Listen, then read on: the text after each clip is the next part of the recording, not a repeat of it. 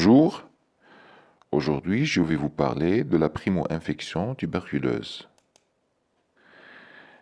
On a 4 objectifs: définir une primo-infection tuberculeuse, reconnaître sa présentation radioclinique, reconnaître et rechercher ses complications et traiter une primo-infection tuberculeuse. Le plan de la question. La primo-infection tuberculeuse est l'ensemble des manifestations cliniques, biologiques et radiologiques dues à la première pénétration du BK dans un organisme indemne de tout contact antérieur.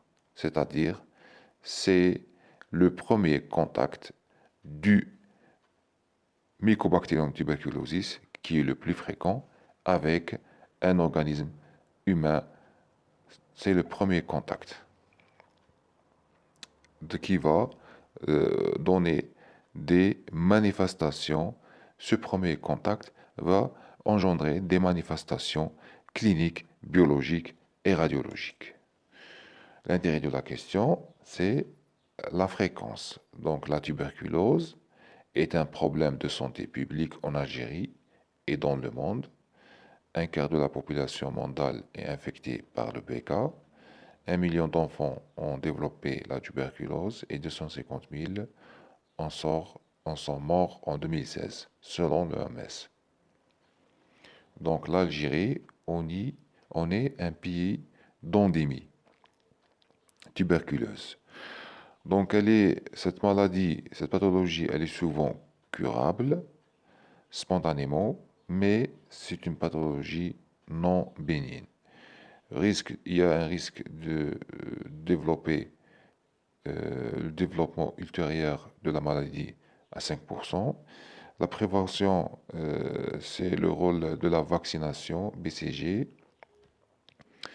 La BCG va prévenir des formes graves, c'est-à-dire la miliaire et la méningite tuberculeuse.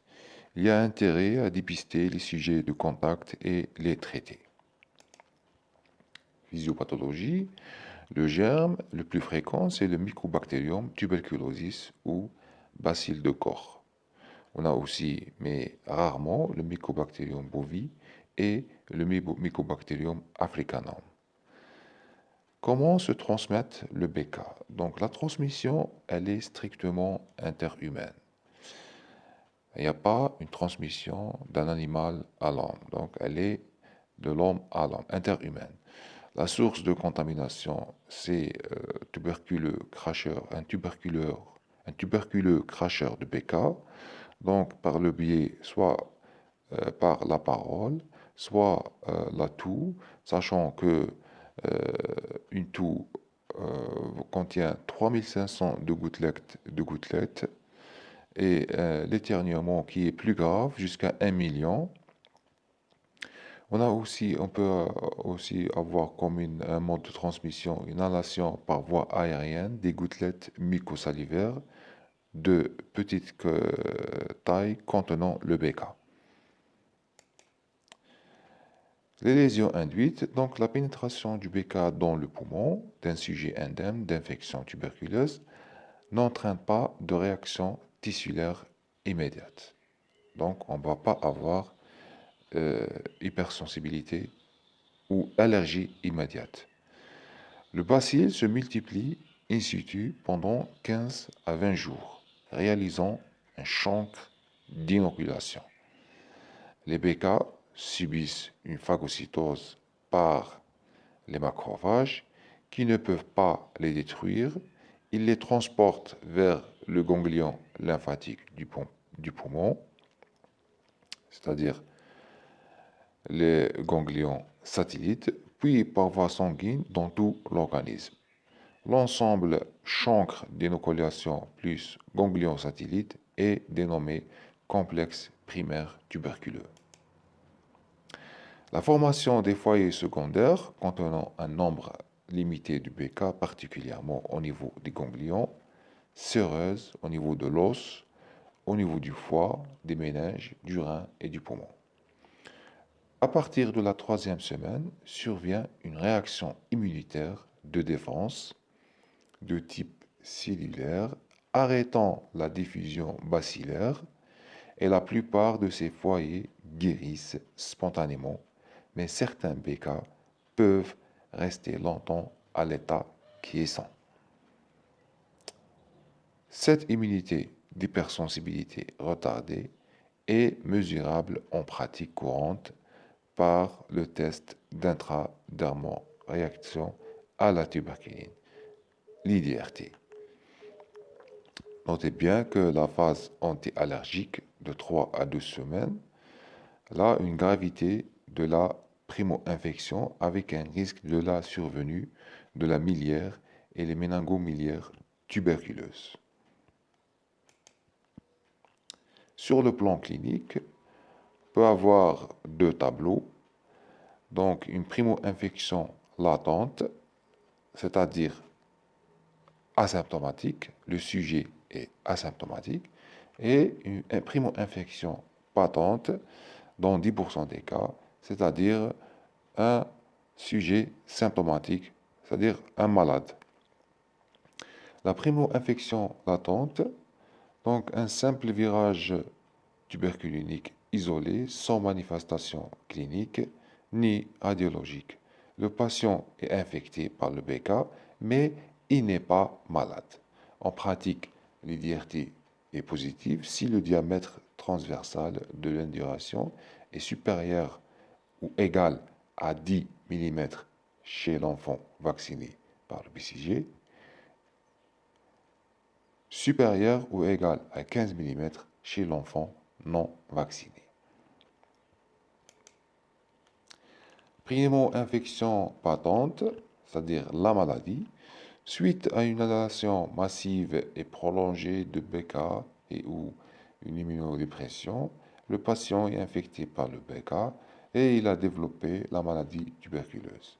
Sur le plan clinique, il y a des signes généraux, des signes respiratoires, des signes digestifs, notamment une diarrhée avec fièvre élevée, altération de l'état général, splénomégalie. On peut avoir des manifestations cutanées, érythème noueux, et des manifestations oculaires comme la kératoconjonctivite.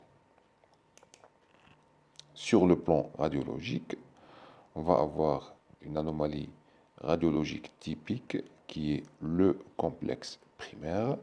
C'est le chancre d'inoculation avec un nodule parenchymateux de moins de 1 cm de diamètre. C'est le champ, surtout sur le champ pulmonaire droit. Et une adénopathie médiastinale satellite qui est le IL dans le IL droit. Autre anomalie radiologique, on a des chancres d'inoculation multiples, opacité segmentaire bien systématisée, atélectasie. On peut avoir aussi une calcification du nodule parenchymateux et ou l'adénopathie satellite ultérieure. Donc, on voit bien ici l'adénopathie hilaire droite. Pourquoi les lésions? C'est surtout au niveau du parenchyme droit. C'est parce que la branche souche droite, elle est plus verticalisée que la branche souche gauche. Ici, on voit bien une opacité du lobe moyen droit qui correspond à une atélectasie. Ici, au niveau du parenchyme supérieur à cette atélectasie, on voit bien qu'il y a une hyper-clarté.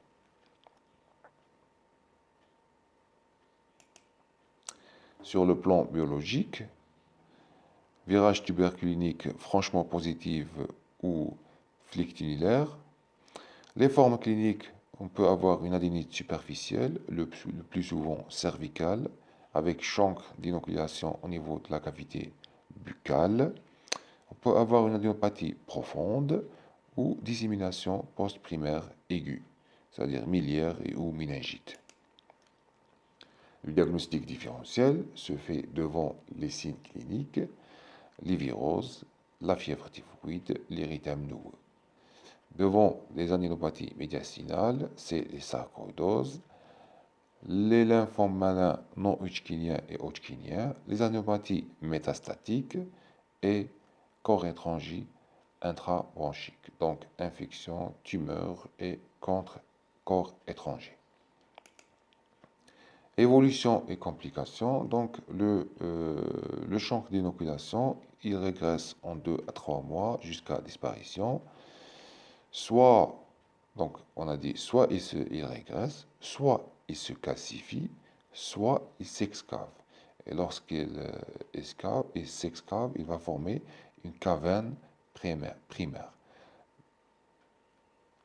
L'adénopathie, donc le sort de l'adénopathie, soit elle va régresser, soit elle se qualifie, soit elle se fistulise dans les branches.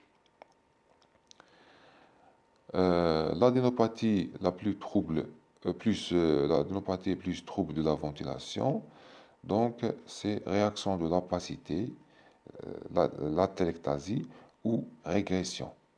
Donc, on peut avoir une bronchectasie, surtout en cas du syndrome du lobe moyen. C'est-à-dire, le syndrome du lobe moyen, c'est une atelectasie du lobe moyen qui va se compliquer d'une bronchectasie. Pendant la phase antiallergique, c'est la diffusion du BK par voie hématogène qui est à l'origine des localisations extra-pulmonaires de la tuberculose, c'est-à-dire miliaire aiguë généralisée, méningite tuberculeuse, pleurésie, péricardite tuberculeuse, tuberculose ostéo-articulaire et viscérale, c'est-à-dire rénale et génitale. On arrive au traitement, donc l'objectif c'est la stérilisation des foyers de BK et éviter les complications. Les moyens c'est traitement antituberculeux standardisé, les corticoïdes et la kinésithérapie. Les indications, on a premièrement les traitements antituberculeux en cas de primo-infection latente, c'est-à-dire asymptomatique, chimioprophylaxie si enfant moins de 5 ans, et si IDRT positif, 6 mois. Si l'IDRT est positif, il faut 6 mois d'isoniazide.